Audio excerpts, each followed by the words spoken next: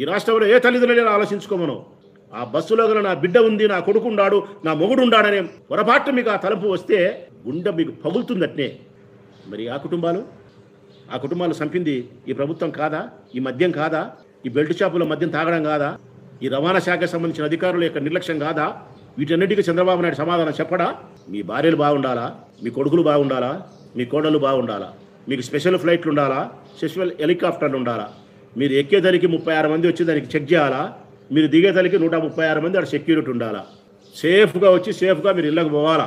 మంత్రులు, ముఖ్యమంత్రులు, డిప్యూటీ సీఎంలు, ప్రజలు మాత్రం ఖాళీ బూడిద కావాలా బస్సులలో. లేదంటే తాగి లివర్ పాడైపోయి దవాఖానలో సావాల వాడు. అది లేదంటే శ్రమ చేసిన డబ్బును మీ ముండ మోపించి అప్పులు చేసుకొని అప్పులతో అల్లాడిపోవాల వాడు. కనికరం లేని దుర్మార్గమైన ప్రభుత్వం ఈ ప్రభుత్వం. దున్నపోత మీద వాన గురిసినట్టుంది. మేము ఎన్నిసార్లు చెప్పిన వీళ్ళు వినడంలే. మద్యం పాలసీ సక్రమంగా లేదు ఈ రాష్ట్రంలో.